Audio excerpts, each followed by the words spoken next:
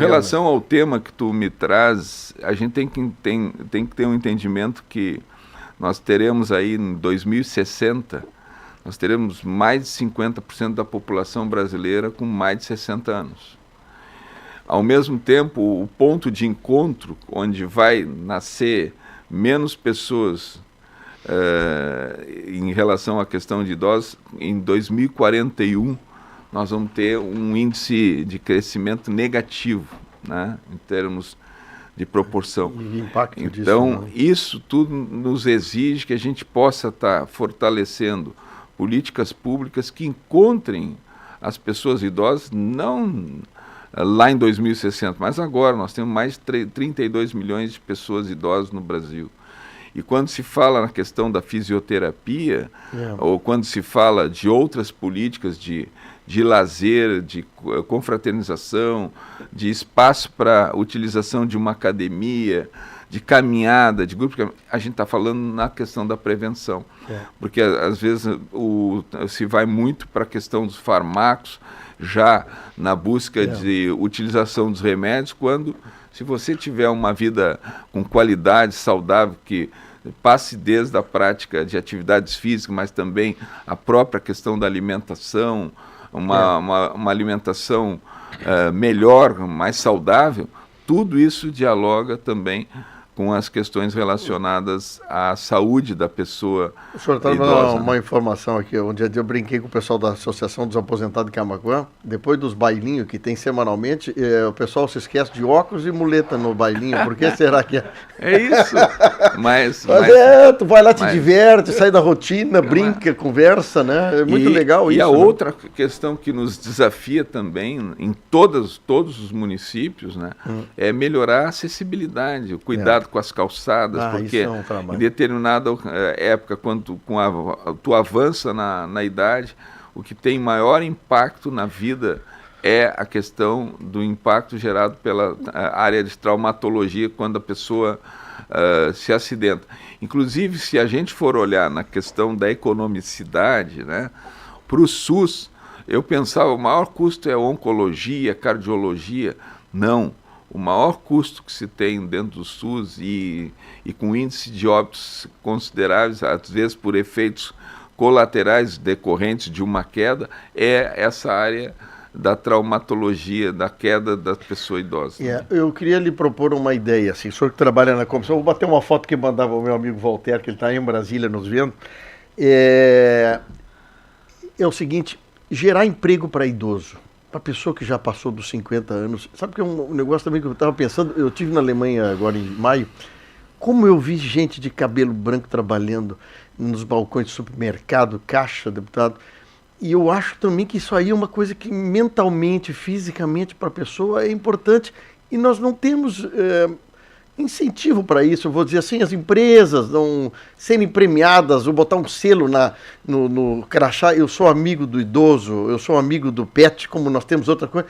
Como a gente poderia ajudar e reverter essa questão, né? Tu colocas com propriedade também essa questão, e já tem tramitação de projetos de leis nesse sentido, que tramitam dentro da Casa Legislativa Federal, por conta de que a gente precisa mudar a cultura, né? Em determinada ocasião, quando tu diria que a pessoa tem a experiência, tem um acúmulo de conhecimento, tem a expertise formada pela prática, aí, mas qual é a tua idade? Aí tu começa a ser preterido. Então, primeiro que tu dificulta a possibilidade da pessoa cumprir, digamos, a contribuição para uma possível aposentadoria. Exato. Tu começa a derrubar a autoestima do cidadão, que por mais conhecimento que tenha, ele começa a se sentir preterido. Então eu não estou dizendo que a gente não tenha que ter políticas para inclusão, para geração de emprego para jovens, né? Eu estou dizendo que a gente tem que ter políticas de geração de emprego para todas as faixas, respeitando o conhecimento, a qualidade de acúmulo, experiência da vida que todos têm. E quero comemorar também o fato de que nós estamos, aparentemente, num caminho importante. Quando a gente visualiza que a indústria brasileira ela passa de 70ª colocação no mundo para a 40ª colocação no mundo. Ao mesmo tempo, a gente tem um indicador que é o menor índice de desemprego desde a série histórica, trazendo para 5,8%. Quando a gente tem um cenário de deflação, quando a gente vê apesar da deflação, você vê o mercado aquecido com possibilidade de ampliar a geração de emprego e renda. A gente vê uma reforma tributária que foi aprovada, que vai beneficiar praticamente todo o setor, mas principalmente o setor da indústria, que emprega mão de obra intensiva, né? E em regra, com uma massa salarial melhorada, dependendo do setor. Isso tudo nos coloca a possibilidade de que a gente vá romper essa questão que é cultural, sim, mas romper essa questão na perspectiva de a gente ter mais emprego, mais renda para o povo também, em todas as faixas etárias. Eu acho que e temos que fazer, eu acho que a autoestima e a questão psicológica, a questão de pessoa ficar retida em casa também, né? Eu não sei porque eu cheguei nos 60 anos, eu já estou preocupado com isso, deputado. Isso que tu falas a gente estava falando aqui em agentes comunitários de saúde antes, né? E eu perguntava, e o secretário fazia referência. Eu tive um período que fui 8 anos prefeito da minha cidade, e nós fomos ampliando a estratégia de saúde da família, e teve uma área que a gente ampliou. O que me impactou era um condomínio com 800 apartamentos, e que não tinha nenhum agente até então, e a agente comunitária vem com a seguinte notícia: daqueles 800 apartamentos, 80 pessoas moravam sozinhas e eram idosas, sendo que parte dessas pessoas, uma parte significativa, poucas visitas recebiam, né? Então, essa rede de tu entrar com assistência agente comunitário de saúde, tu também possibilita uma aproximação para tu estar identificando um público-alvo para tu trabalhar na inclusão, seja na questão comunitária, como fizesse referência na questão do bailinho, mas também a confraternização, na caminhada, na prática do esporte, na utilização de uma academia com orientação, ou seja, que as pessoas se sintam vivas. Até num jogo de dama ou num tricô, as pessoas se sentem bem, né? Como a gente... Tu falou a questão do tricô, está diminuindo muito quem saiba fazer tricô. E tem casos sociais, inclusive, nós temos aqui como é que é? Toca do Amor, né? A Toca do Amor, uma série de pessoas, mulheres e também tem homens, fazendo um bem-estar para as outras pessoas, quer dizer, recebe a lã, monta as tocas, as luvas, para as pessoas que se sentem úteis. Eu acho que é legal isso, trabalhar, né? E eu acho que isso diminui a pressão da questão de saúde e outras coisas. E também a própria produção de arte, ou economia popular e solidária, que pode estar envolvendo pessoas que têm essa experiência. E como tu mencionaste, a Marivone já foi vereadora aqui, conhece bem a comunidade. Está ela trabalhando hoje ligada direto a produtores rurais, né? Que ali também tem esse foco importante de ser trabalhado. A pessoa chega um momento que, o que eu posso fazer na minha propriedade rural? Eu não consigo mais, por exemplo, fazer a plantação e colheita de fumo. O que eu posso agregar para essa pessoa, para ela poder se sentir bem, né, com a vida, né? Então tem muita coisa legal que dá para trabalhar. E a associação nossa aqui, né, Marivone? Graças a Deus cresceu pra caramba, produzindo material, entregando para as escolas, para a prefeitura. Isso é bom, porque tem muita gente ali que poderia não pode estar fazendo o serviço braçal que faria no início da sua carreira e está ajudando, né, na produção. Né? Muito bom. Com certeza. Essa sua presença aqui como prefeito, 8 anos de Rio Grande e agora deputado federal, deve ser legal porque o que tu viste como prefeito e agora como deputado, e agora tu estava com o secretário de saúde aqui, deve passar um filme de coisas como o senhor, como deputado federal, pode ajudar a colaborar, né? Uma das questões que foi mencionada aqui é a questão do autismo, né? Hoje o senhor contou uma coisa aqui esse tempo eu estava comentando até com a Marivone a questão, era a deputada Cecília Hipólito, quando eu assumo a condição de deputado, a Cecília Hipólito estava saindo. E ela diz: Alexandre, olha com atenção a pauta, a questão da causa dos autistas. E eu não sabia nem o que era o autismo, não tinha nem ideia. Isso nós estamos falando de 2010, 2012. É 2011, quando eu assumi a Assembleia Legislativa. E hoje é o grande desafio que melhorou muito, mas nós temos um grande desafio que é a população, as nossas comunidades entenderem do que se trata o autismo, né? E até no sentido de não haver discriminação.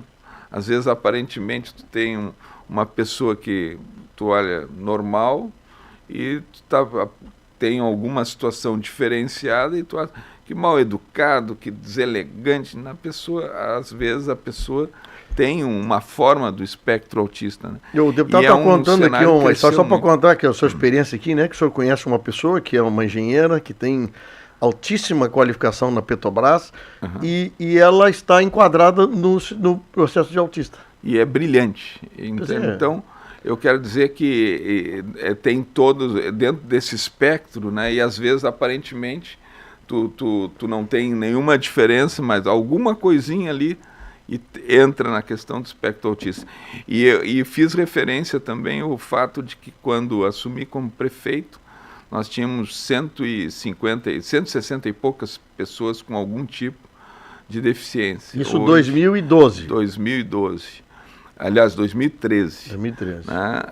Hoje, né, olhando o Rio Grande... O senhor saiu da prefeitura, o senhor contou, em 8 anos depois, e ele tinha quantas pessoas? 1.560 estavam dentro da sala de aula. Hoje, laudados com algum tipo de deficiência, e aí outras síndromes também, em torno de 3.200 pessoas. Então, é um processo que nos preocupa. Falando de 20 vezes mais. Nos preocupa hoje, se fala em cada 30 pessoas que nascem, uma tem o espectro, alguma forma do espectro autista.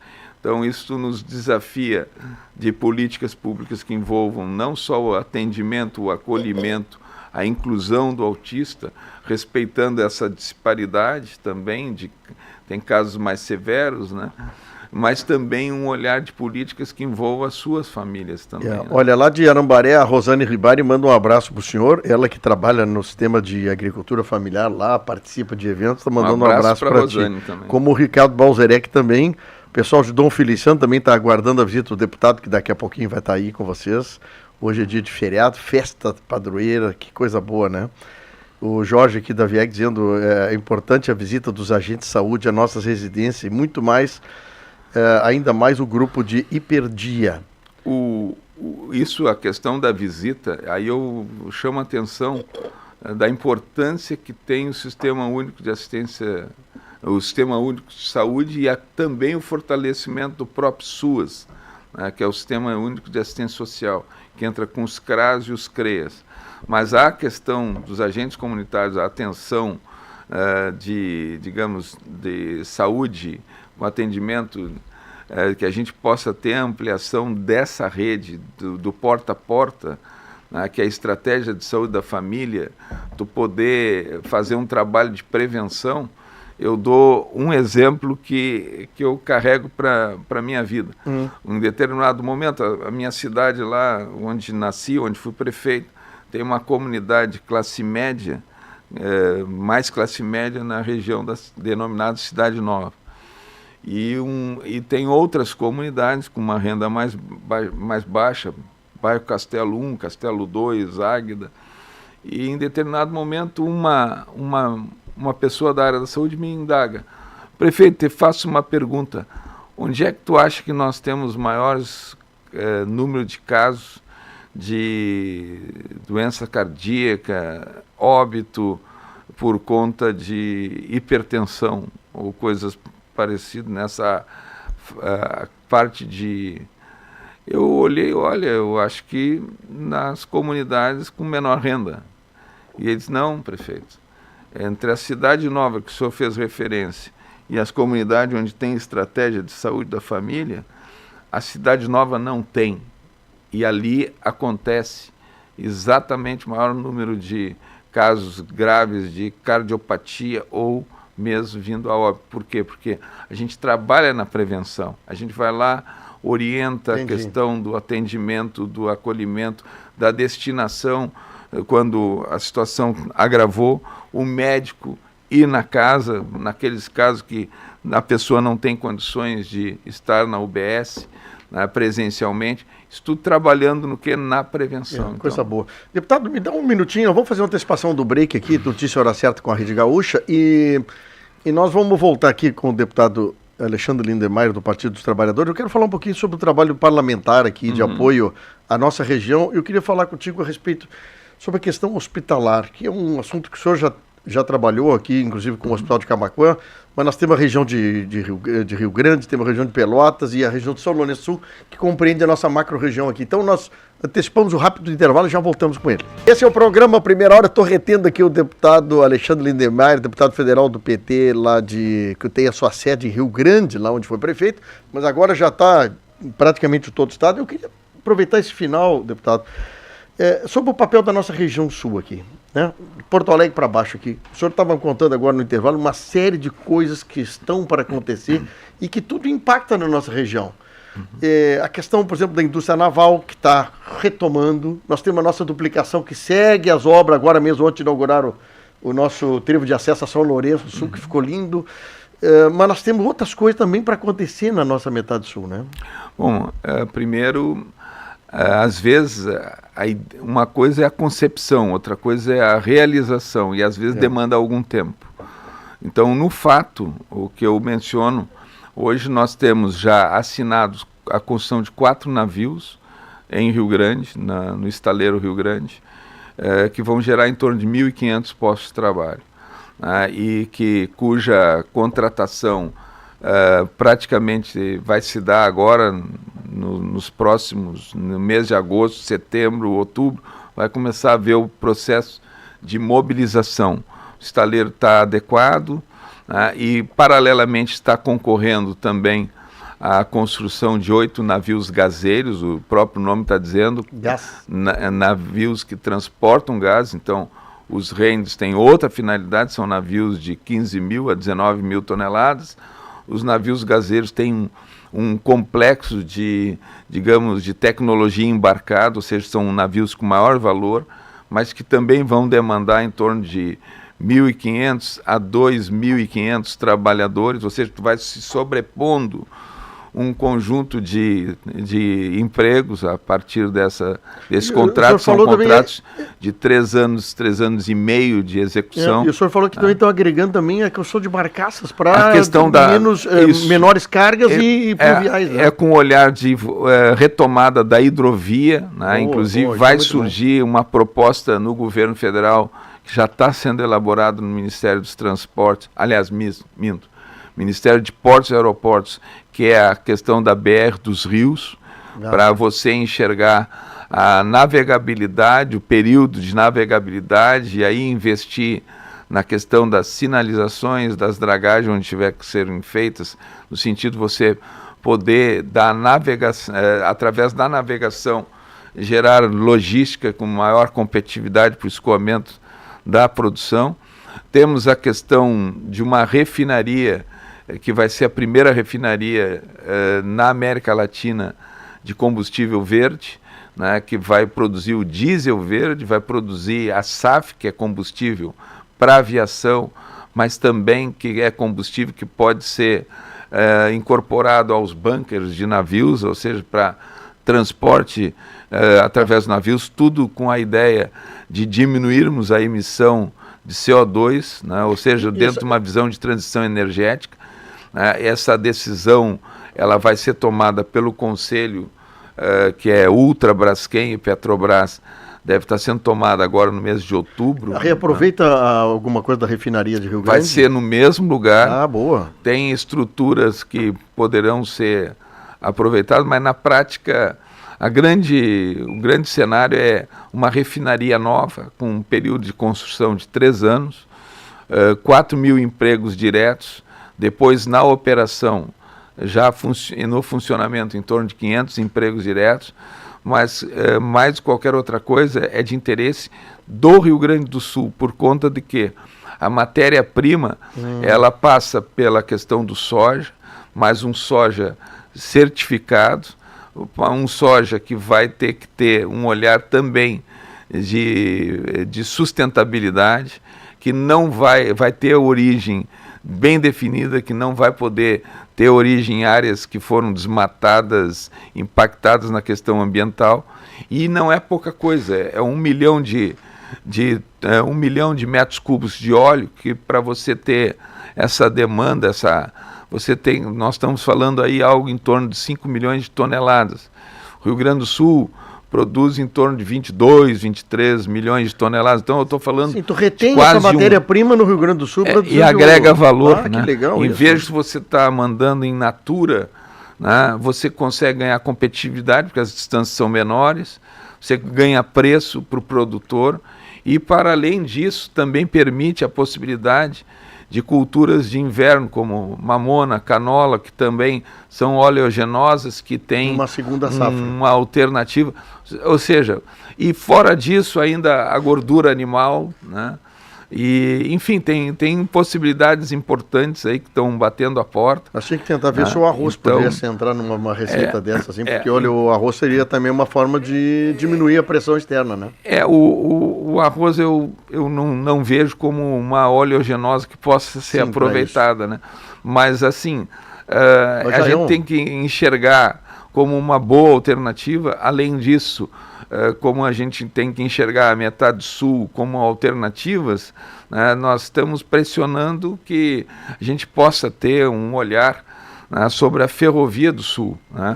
Hoje o Rio Grande do Sul está isolado do resto do país, principalmente a questão de Roca Salles para cima, com a tragédia do ano passado, mas até janeiro do próximo ano, esses estudos já estarão sendo definidos dentro da Secretaria Nacional de Ferrovia. Então, é isso, a gente está otimista. Deixa eu te dizer uma coisa, eu tive uma oportunidade de conversar muito tempo com o Dr. Paulo Hermann, que foi um dos presidentes da John Deere aqui no Brasil e é natural aqui de São Lourenço do Sul. Sim.